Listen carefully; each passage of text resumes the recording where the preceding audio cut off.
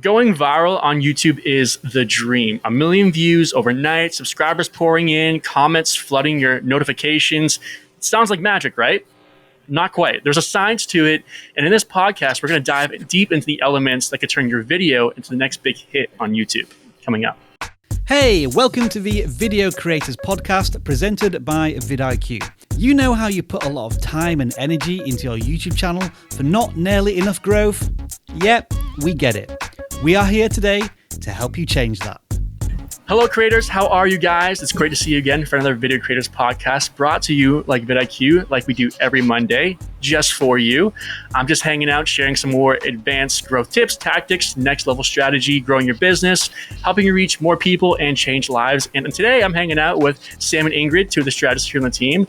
And I think Sam has some big news he wants to share with us. I was going to say, it's big news for me. Put you on the spot. It's not going to be big news for anybody listening right now, but I'm going to share it anyway. So I'm going to a steakhouse tonight, and I have not had steak or really gone out to eat anywhere besides Chick-fil-A, like in a long time. And I could not be more excited. So, do you put Chick-fil-A sauce on your steak? I'm not a psychopath. No. Hey, for a while that the running joke was you put Chick-fil-A sauce on everything. So I wouldn't use it. No, he does. Just he has just it in his fridge. I have tried it on a burger before, and it just wasn't for me. So no, I actually be curious to try that. I don't like Chick-fil-A sauce. Oh boy. Oh. Somebody in the okay audience just went, no. Somebody in the podcast. Me. Podcast is over. That's it. Where's the dislike button? That's it. I'm cut. I'm out. Well, I don't know about the two of you, but I hear from a lot of creators that they want their videos to go viral. But I feel like we can probably dive into a bit of an understanding of what virality actually is on YouTube. What do you think your definition of that would be? Go big, really fast, rapid, widespread sharing of the content, right? Yeah, that's what I was thinking too. Million plus immediately. In my mind, I think million. Yeah, I think of like view velocity sometimes, like how quickly is the video gaining traction. Good. So, something that, and I also in my head think of like in the millions of views, but something that's like way higher than your subscriber count and the velocity is really high too. Yeah, because you said millions of views. Do you think that can be considered viral, or do you think even less views than that can be considered viral? I think less views can 100% be considered viral. I think that if you're a brand new content creator and you're usually getting really, for your channel might be normal views, might be like 10, 25, 100 maybe. And then all of a sudden you have 10,000. To me, that would be viral for that channel. Yeah. But I think that but you asked about the definition of virality. And I think that most people are like, a Mr. Beast video where, 24 hours, you have 50 million views. So yeah, for sure. Yeah. Well, that on the trending page, maybe. Yeah, for sure. Well, with that in mind, what do you think some of the misconceptions about viral content is? Like we have clients who always want that, like creators I work with, they would love to have a viral video. What do you think the misconception about that is?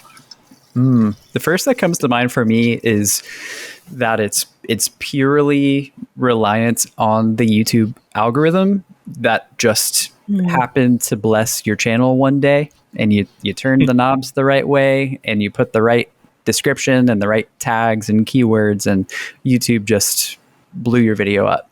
So I think that's a misconception, and actually a kind of a trap that creators fall into of, well, it must have happened in my last viral video. Like, how do I do that again? I think that sort of mentality can be a bit of a myth when it comes to viral videos. I feel like a common misconception in addition to those would be that, this person just started a channel, and then the first 3 videos are viral hits. That, it was so easy for them. Look, this is their first couple videos. When the reality is it's not their first channel. And, there were a lot of non-overnight successful videos that led up to that viral hit. I think that's a pretty big one for sure. Yeah. I think go ahead. Yeah. If I could throw one more in the ringer too, I feel like there is a myth that's what you should be chasing. Like, I know we're gonna be getting into a little bit more, but I don't think it's healthy to have your mind set on, I just need a video to go viral for like all of my dreams to come true on YouTube, because it is just such a long-term thing. Like if you're really trying to succeed on the platform long-term and find consistent growth, like one viral video isn't going to really give you what you're looking for. Not at all, actually. I feel like I agree with you. I think that, a lot of creators who haven't really quite, I'm air quoting, made it, right? Because that's, such a widespread definition. They think that they have to have that viral hit in order to make it. And that is where their success will start. And I would challenge that hard. Yeah. Because I don't feel like that is the thing that is necessarily healthy, is good. I feel like what you were talking about, Sam, creates a hamster wheel. Yes. That's definitely really, really hard to be on as a creator. All that's going to lead to is creator mental health problems. Yeah, absolutely. With that in mind, what kind of, have you seen scenarios with that with creators you've worked with, and how have you navigated that with them? Yeah, I feel like a lot of people book consultations and will come to us, like maybe fast forward a year or fast forward some amount of time with frustration of, and it comes from a couple different places. I think a couple examples that stand out are maybe like, okay, I had a viral video 3 years ago when I started my channel, and I've been chasing that ever since. And my videos are better now, but I can't recreate it. None of my videos are getting as many views now. I think another time too is when somebody's on the hamster wheel of, okay, YouTube obviously likes when I make this type of video. I have made it 17 times. 10 years later, I am exhausted and I want to quit YouTube, and I'm tired. But that's the only way that I can grow on the platform. Like, I think those are some of the traps that we kind of find ourselves talking to creators in. I feel like a lot of it, when you work with somebody like that, there is a certain time of deprogramming that needs to kind of occur with some creators, in that it really isn't a luck thing. You went viral because you executed things really well. That's why you went viral. It's not a luck thing at all. And I think it's really more about then educating them in what those viewer signals are and why that piece went viral, so that and it's not necessarily to create that second viral thing. It's really more of, how do you consistently create great content, and then also get a foundation so that you know what to look for, so that you can tweak and move forward in a healthy way. Yeah, I feel like that can go for it. So polite, Just gentlemen. talking over each other. No, You go. you go. You go. You No, go. no, Sam. you go. No. Okay, You I'll go. Oh, shoot. What was I going to say? Oh my gosh. What a waste of my time. Okay, you go. I forgot. It's gone now. I was just going to say, going off what Ingrid said too, is, the misconception I get from people is virality is, it's luck based, where it can be studied, it can be recreated. And we have seen creators who do that. I think Tim's even mentioned a story of someone he worked with who studies retention graphs so much to know how often he could be in the videos or couldn't be in the videos, his kids, how long they could be, could not be, to the point where he figured out how to create the perfect formula for that viral hit. And we've seen Mr. Beast do that obviously too. But my other question for you then too is, do you think all, virality content, do you think is it all spectacle based, or do you think there's opportunity for other types of content to go viral too? No. I think like there can be good opportunities for the video to maybe go further if there is like, when I think of spectacle, I think of high stakes. So like maybe like a good story video or something like that. Like it can be potentially something that could help. I think of also if it's like a trending topic or something like that, like it could create more of an opportunity. But I think it really comes down to, Ingrid, what you just alluded to a second ago, as far as, well, is it nailing the viewer signals that the algorithm is looking for? I think regardless, as long as it's nailing those things, then that's going to give you the highest opportunity as far as having a blueprint, like for the video to go as far as possible. Yeah, I have a different definition of spectacle based. When I think spectacle content, right? That niche. So I think, that being like Mr. Beast or Eric or, even Ryan Trahan, some of those channels. But, I think of, and I can't remember the name of the channel, but do you guys remember the video where he's an artist, a jewelry maker, and he was transforming like a hex nut into a diamond ring? Yeah. Right? Do you know the video I'm talking about? Yep. We'll drop a link into the show notes or the description on YouTube. And this video has over 100 million views. To me, that's viral content, right? Yeah. And that wasn't spectacle based at all. Matter of fact, the creator never speaks in the video. And I don't want to reveal too much in case you haven't seen it, because the story is so strong. I was going to say, but it was a great story. Right? It was a great story. It was highly emotional, actually, and it totally caught me at the end, caught me off guard. And which videos it's hard to do, because Tim has ruined all story for me completely by, diving into storytelling. I did not expect what was coming, and it really hit me on an emotional level. And I feel like that is why that video did so well. But that wasn't an overnight success at all. Yeah. Yeah. Yeah. What do you think are some of the potential drawbacks for it? Like, obviously, by getting a viral hit, you can have increased visibility, discoverability. You get a rapid growth in subscribers. Potential for monetization if you haven't been monetized yet. But what do you think are some of the potential drawbacks people should consider? I think one of the biggest ones is the one-hit wonder. And I've seen this. I have seen this completely just take a creator out of the game to where they never have created again. And it's funny because I check up on this creator every now and then just to see if he's created more content. But the story is he created a video during COVID, on all of a sudden something, a piece of software, Zoom, that nobody really knew how to use because people weren't doing video messages, right? Yep. And he just happened to create that tutorial on how to actually use Zoom, and it blew up during COVID, right? During a time where it became a trend now on how to actually do that. He didn't make it for that reason. It already existed. But because it kind of became that one-hit wonder that went so far, mentally, you feel like you have to recreate that. And I feel like that is a drawback because it wasn't even why you made it in the first place. Right? And then all of a sudden it became this driving force, and it actually got so much in this creator's head that he took himself out of the game. Yeah. Which was a shame because he was really good. I think I was going to say similarly, just kind of like the perspective. I think it can shift your perspective in an unhealthy way where, and again, it's great to get a video that goes viral and goes far. Like it's all good. Yeah. But I think just remembering, like zooming out and remembering, like this is just a blip on the radar on like a long, hopefully like a long timeline of kind of your creator journey.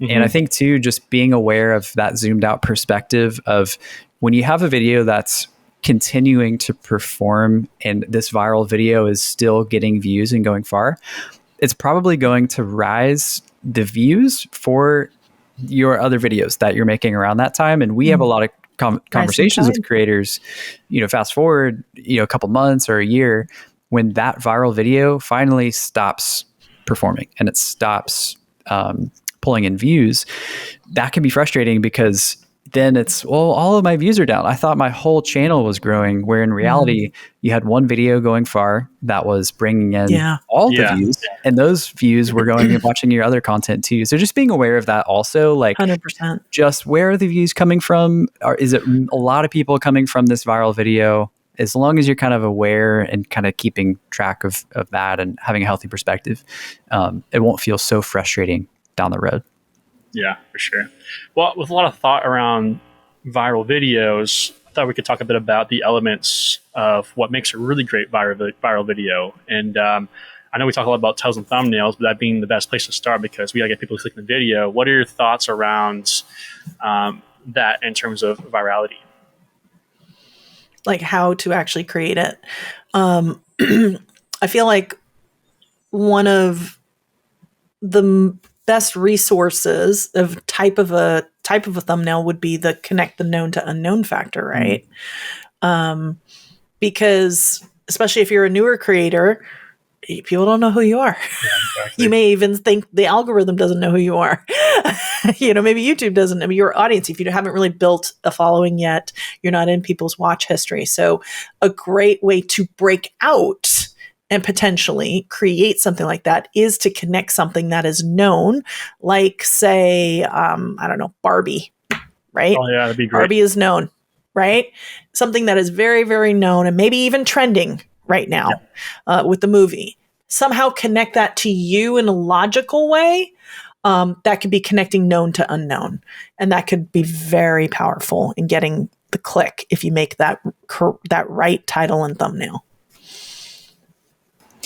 Yeah, if I were to add anything that's maybe not on like a trending topic or connecting known to unknown, I think the titles and thumbnails that are a little more kind of emotional focused too, and that's not to say like you have to be like manipulative or anything with your titles and thumbnails or super clickbaity, but I think the titles and thumbnails that feel relatable, like I think of my own viewing habits, and if I see a video that is titled something on an emotional level that either it's meeting me in a pain point or it's pitching a reward to a pain point that I'm feeling, but it's on more of an emotional level, those tend to be really clickable too. It's like very enticing to click on that versus just more of a descriptive kind of what focused title thumbnail.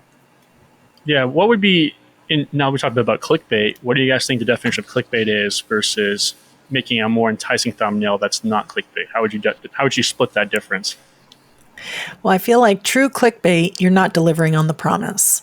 So I'm clicking in for one thing and the video is completely about something different. And you never, ever deliver on that towards the end to the point where I'm irritated that I clicked in because this isn't what I signed up for. That to me is true clickbait. I do feel like you can create something that feels like a clickbait title, but as long as you deliver on the emotion that I entered in for, then I think you're good. Yeah, I agree. If I were to create a new subcategory called diet clickbait, things that maybe aren't quite clickbait, but maybe just a bit under that, I think the question of like authenticity comes into play too. And maybe this is actually just touching more on kind of old kind of YouTube-y patterns. I think of like the shocked face, not that it's bad to show like an emotion, but when it's that kind of a thing that it's just not really playing into the emotion of the video at all. It's just kind of there to, I don't even really know if there is a reason because other YouTubers are doing that. I wouldn't say that it is clickbait, but if it's, totally inauthentic to the content. I did a consultation with somebody recently who they had a thumbnail it was a great title. It was something about like why you experience anxiety and how to overcome it or something like that, like a very strong title. And, it was just kind of like the shocked thumbnail where we could have had such a better opportunity to just continue to relate to the viewer if we were to have a facial expression that played into that emotion. What does it visually look like to overcome anxiety? So, things like that, at least for me, maybe I'm on a soapbox here, but I wouldn't say that it's clickbait, but there are things that maybe just aren't really creating an enticing picture for somebody to click into. Yeah. One thing I learned when I was in school for animation, like I think I've mentioned a billion times, whenever we create an animation, to make it more interesting, we exaggerate the poses, exaggerate the movements, because it's a lot more capturing to the eye. And that's one thing I think I've seen carry over to YouTube in terms of building thumbnails. You can exaggerate on the promise as long as you still deliver on it. And again, one of the best examples, actually Ryan Trahan and both Mr. Beast are great examples of that, because what they show in their thumbnails is a massive exaggeration from what you see in the actual video. The video delivers on that, but the concept's kind of packaged a little bit different. Like one of the ones I always go back to is Mr. Beast. They were on a plane in the water, like a crash, surviving a crash plane or something like that. And at no point were they ever in the water, but it just showed that. Or even when he gave away an island, like this island had all these different like amusement park things, Mr. Beast burger on it. at no point was I on the island, but the exaggeration was interesting, right? But he still delivered on that concept within it. Mm-hmm. And I feel like too, another creator, it's not quite to the level of exaggeration that you're talking about. That really leans into the exaggeration to a skillful level is Matt Davella. I feel like he has some of the most genuinely human, non like really photoshopped thumbnails where he uses scale to his advantage, emotion to his advantage, and contrast and like dark and light. Really good. His most popular video was like day in the life of a minimalist, and he's sitting in an empty room. And it started off the same way, but it was like, this is not actually what I'm doing. Yeah, but it was exaggeration to pull me in, because like, who lives like sitting on the floor with a bowl of cereal in a completely empty room, right? That was the exaggeration to get the point across. So really great example of that, actually. Yeah, for sure. What else do you guys think are some kind of good aspects to think about in terms of thumbnail creation for a viral video? I think making sure that it's not overcomplicated, because I think anytime that you cause any sort of friction for somebody to get in, you have to be able to skillfully tell the story visually. And the one that you just actually talked about, the minimalist one, is a perfect example, right? Because you knew for a fact, without even needing to read, that it's about minimalism. You could visually see that. So I think, not complicating things, keeping it ABC simple, and visually telling the story are two must-have components in an excellent thumbnail. That's great. Yeah. And I think, clicking obviously is the first step. Like the packaging is the first step of the video itself. But there's so much more that has to play a role in this video potentially being viral. What do you think the next step is in the meat of the content? What do we need to focus on? Definitely the opening seconds. Like the worst thing you can do is start your video with, hey, and then just repeat the title. Hey, today I'm going to talk about my minimalist lifestyle, and repeat the title. Retro YouTube. Yeah. And by the way, if you're new here, go ahead and hit the subscribe button and smash the like button. Do all the things. That's just going to kill the opportunity. Because again, if we're talking about like discoverability and like the opportunity for a video to go far, that's just going to kill your chances. So yeah, I think the more quickly you can get into it, and not that everybody has to have this Mr. Beast style yelling at the camera, super fast paced sort of thing. But I think the quicker that you can just reinforce to the viewer that they're going to get what they clicked for, and like you're in the right place, that's where they can almost kind of like lean back in their chair a little more and feel like, okay, like this is worth it. This is worth my time. Yeah. I think even like, oh, go ahead, Ingrid. Yeah. I was just going to say, I feel like uniqueness also is a real key component. When I think of things that are viral, how are you different? What sets you apart from whatever the topic is? Because if I feel like I've seen it, I may not click in, and I'm going to go back to the hex nut to the diamond ring. That's a unique thing, right? Very, very unique.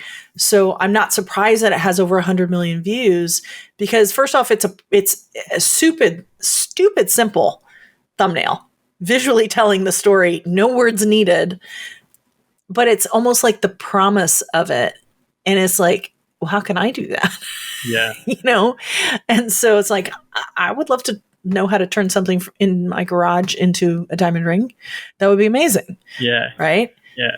It's something like in terms of even topic wise of a viral video too, something that's kind of beyond, I guess, what people think about. Or like there's one example I watched on Colin Smear. They interviewed a channel called Ben of the Week, and one of his popular videos was one of his videos was he went and he bought lobsters from the grocery store and returned them to the ocean. Like, it's something that's passed all of our minds at some point, but he let his inner thoughts win and just did it, right? Same with Ryan Tran, same things. It's like things that you just think would just pass through your mind, but you don't think anything about, like as it's a stupid thought. They just act upon it, right? So first of all, it's relatable, but it's also it's also intriguing because like everyone wants to do this at some point, but no one actually has mindset to do it, right? So I just find that so intriguing.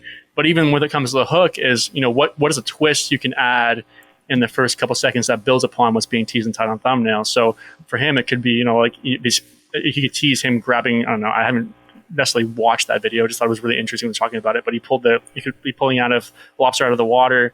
But in the first few seconds, he could say, okay, I'm going to drive across the country to go drop this off on the other side of the ocean, right? That wasn't teased in title and thumbnail, but now I'm adding a twist in the first couple seconds that makes me want to stick around for it later on.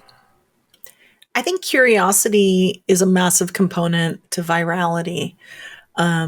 Genuine curiosity. It's almost like you can't look away. You have to click in. If you can really create that. And for me, I always, when I see a thumbnail or something like that, for me, I feel it right here, like in my heart. And it's like I'm pulled and I literally cannot move. It's like a bad car wreck. You gotta see what's going on here. And I think that's a massive component. And I think like very much like what you're saying, Blake, where you can ramp it up, I think is also really, really important, because that's going to help you get more viewer signals, which is going to help, algorithmically, and that's going to help with the virality of it. And also, if you can really captivate those things, it's going to help with the shareability of that, in other ways. So once we get past the hook, what do you think is the next thing to kind of focus on? I like telling a good story.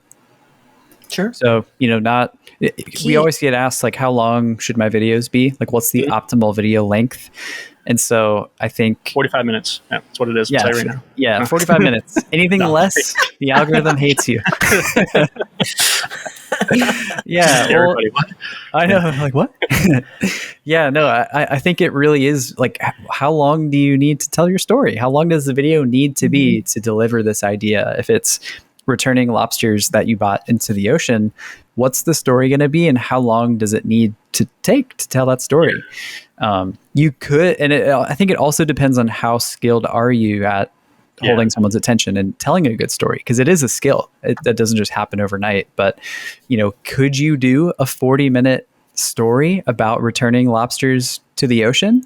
If you're a great storyteller, maybe you can. But, if this it's relatively new, you haven't really gotten too many reps telling stories, and based on kind of your other videos too and their length, taking that into account as well. Like maybe it's a little bit shorter. How long do you need to tell the story? But really, storytelling, just from a retention standpoint, is so powerful. It's going to get way more people compelled to watch through your whole video, and we know that your retention directly impacts how far your video may go based on these viewer signals that we're talking about. So things like storytelling, things that are going to help move the viewer along and avoid kind of that hockey stick where people just leave immediately after the first few seconds. That's really going to help as far as virality goes, or just well-performing videos in general too. Yeah. I feel like viral content needs to somehow tap into an emotion. Of some kind, whether it's a payoff, and it makes you laugh, or whether it's something that tugs at your heartstrings, kind of like that, aw, kind of moment, or just complete shock, where you like almost want to watch it again. Or it's not predictable.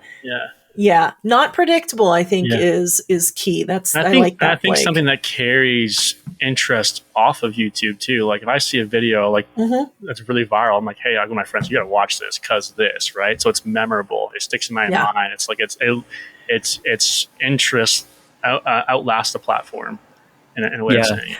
I would say viewer satisfaction ties into that too. And we know that's something YouTube is directly involving too, like in the algorithm and how it works. But for me, I think of like the Penny series with Ryan Trahan. Like, great I don't often share videos with all of my friends and family who are on YouTube, but that was one series that was like, it was a good story. It was such a good story that the viewer satisfaction for me was so high that even the one you sent me.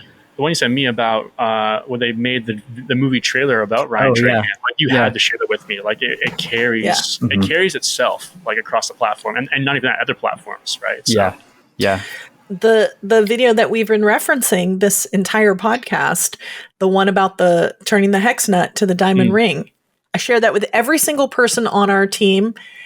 So many people outside of our team, because that video blew my mind, and to see how many people, and here I am still talking about it, and it's been what, a year later, you know, and I'm still talking about this video.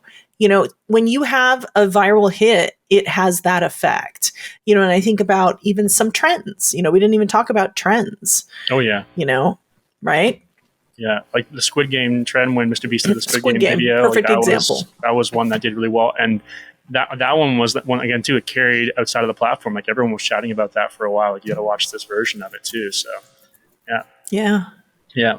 What do you think are some good ways for people to focus on trying to create story within there? Like what's a simple practical thing they can start doing with their content to like build dynamic and hold people's attention? Visually tell the story. Don't just tell the story. Yeah. I think that some of like the most viral TikToks even, or like shorts on YouTube, not even one word is spoken. It's all visually told because it's simple, right? And it builds, you know, you can feel what's coming. I think that there has to be a lot of visual storytelling.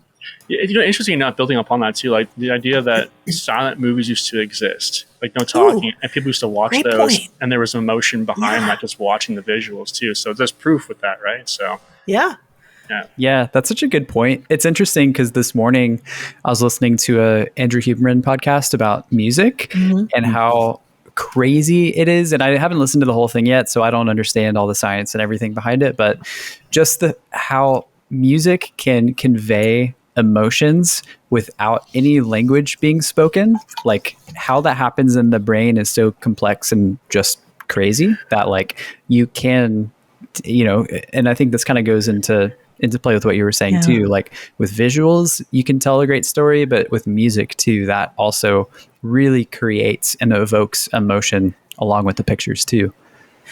And I really think too, to build upon that, Sam, because I agree with you. And I think, you know, if you're making long form content and you want it to be viral and you really look at some of the like pieces that have really gone far, right?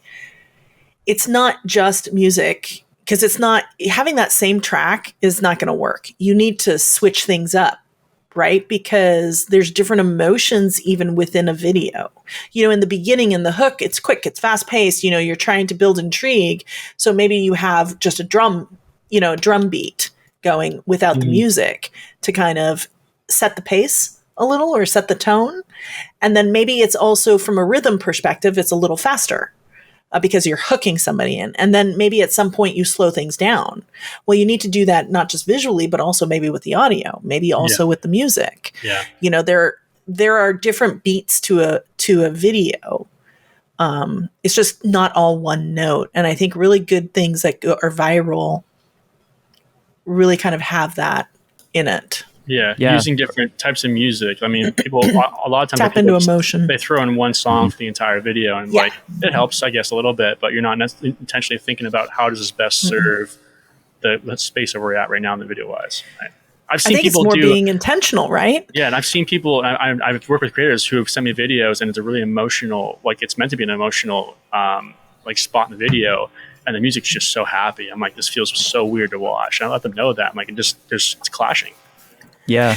I feel like a lot of this too is trusting your instincts on this, not trying to craft it for the sake of being viral, but also really trusting, how would I react to this right now? What's the emotion that I would feel? What's the comment that I would want to get at this? Yeah. Right. And I think leaning into that can also help with crafting a powerful, powerful narrative. Yeah. Well, I think that comes down to intentionality, right? If it's going to be, should we use music? Like if the answer is, well, I'm just putting music in the video because that's what you're supposed to do, right? Like it maybe you're not going to have as much impact versus am I tailoring the right song for the right moment? And I think this all kind of ties into just the quality over quantity. I think that's going to also give you your best shot of having a video go viral or go far. Just really spending the time and kind of giving your video the due diligence to craft it from title and thumbnail.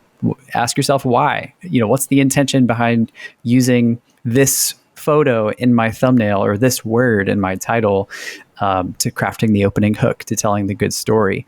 how am I being intentional with all of these pieces to make them as high quality as possible, to just in its whole package as a video, give it the best opportunity for the algorithm to show it to as many people as possible. One practical thing I like to tell people a lot too is just switch your ands to buts as much as you can, and where it makes sense.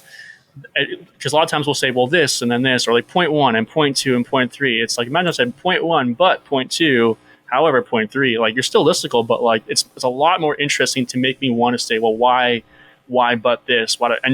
And then the problem you can fall into is overdoing a little bit too much. But I've seen people do it really well, where I'm getting feedback for a video with some of the coaching clients, and them just saying that just perks my ears. And it's a weird thing, but psychology, it really does work. Yeah, I agree with you.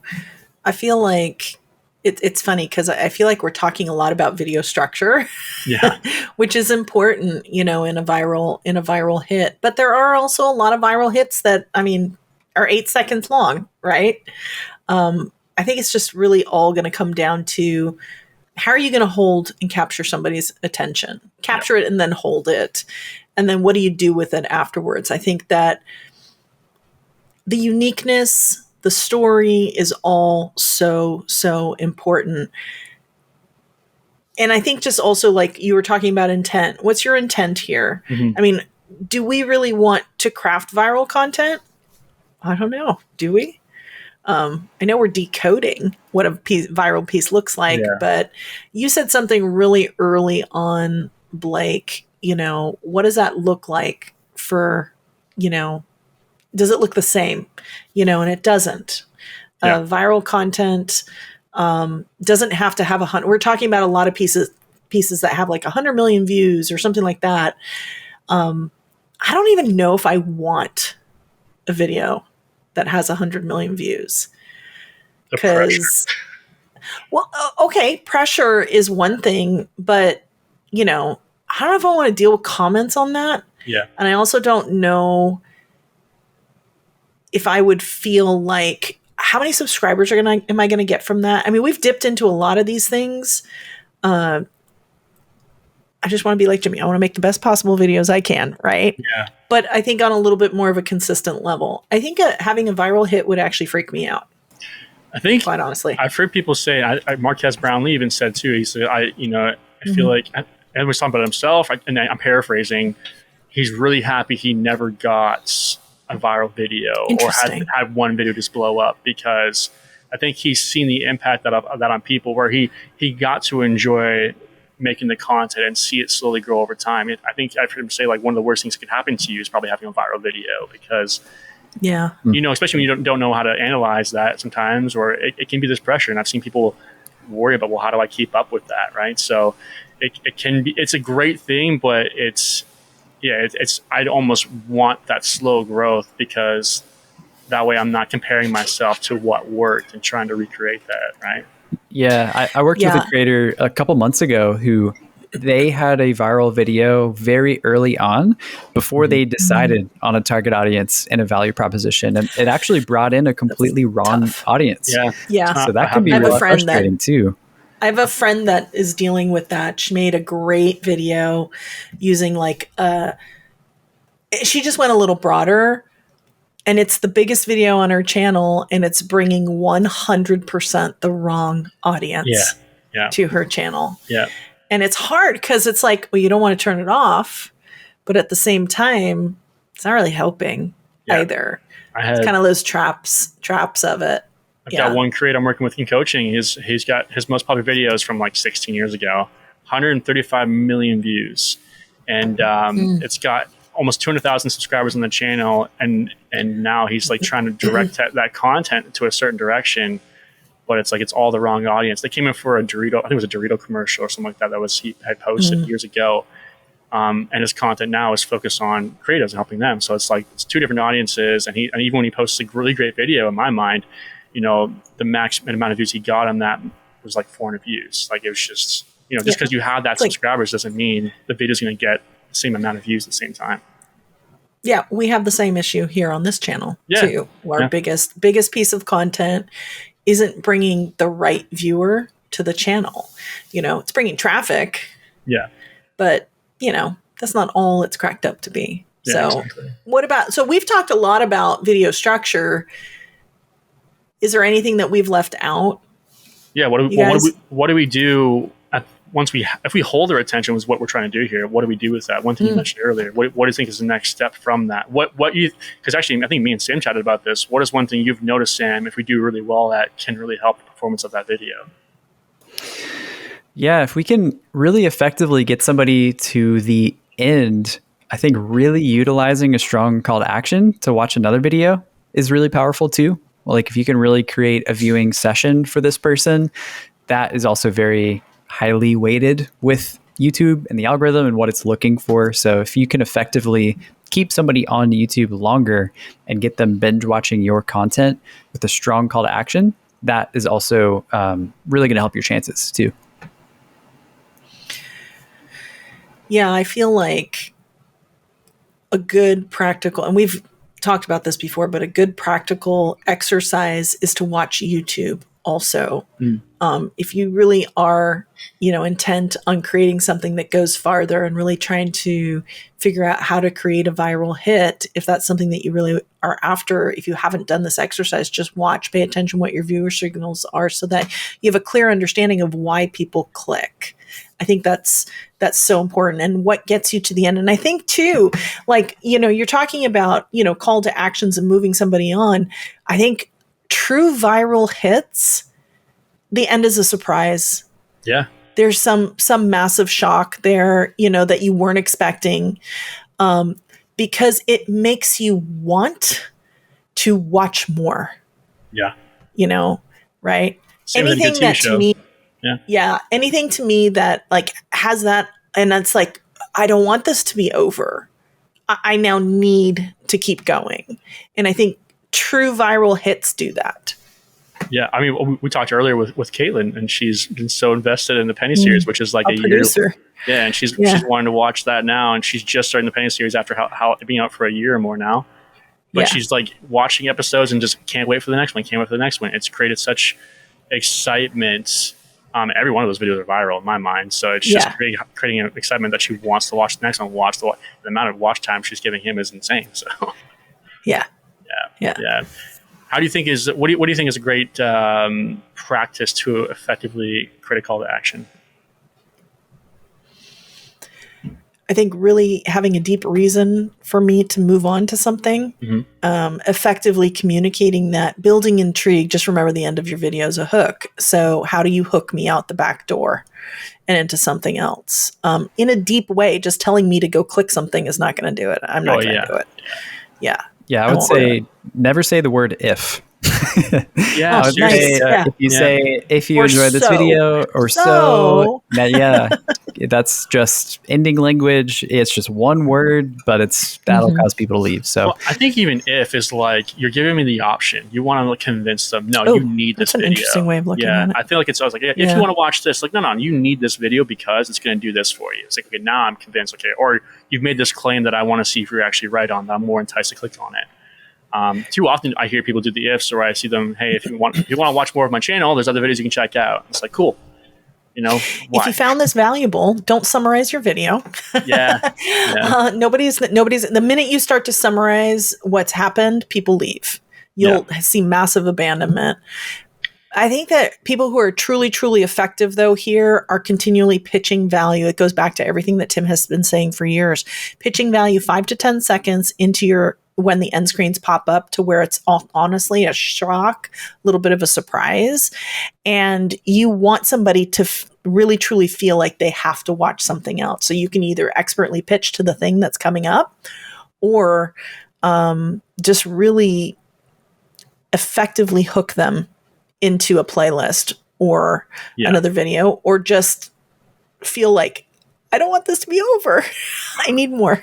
I feel like, speaking of the Penny series, like Ryan does such a good job of that, because oftentimes he will kind of keep the next destination that he's traveling to a secret, and will actually say like, all right, and then in the next episode, you'll find out where the next destination is, where my plane ticket's going to. And that creates that I have to watch more. I got to watch the next one to see what's going to happen. New story loop. Yep. Yeah, there's definitely a lot of strategies when it comes to this, and the reality is like going viral is more science, I guess, than luck. And while there's no guaranteed formulas for virality, by understanding what resonates with the viewers and using effective calls to actions, it boosts your chances of it possibly going viral. And each piece of content represents an opportunity to connect, entertain, inform, and potentially achieve the viral success you're looking for.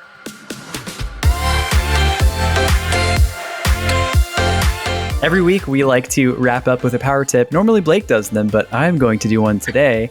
And today, I want to share an update that YouTube is rolling out regarding community guidelines. And so you guys are probably aware that as far as the YouTube copyright strikes go, if you get a strike, it's kind of like the 3 strikes you're out sort of deal. And if you do get a strike, it tends to just be permanent and just kind of live there. So something that they're going to begin rolling out is basically a training course where if you have violated YouTube's policies at all and have a strike, you can do this short training course. And if you don't violate any other policies in the next 90 days, you can have that wiped clean off your record, which is pretty nice. So they basically saw a lot of creators just had a lot of anxiety. They were really just stressed that it was just living there.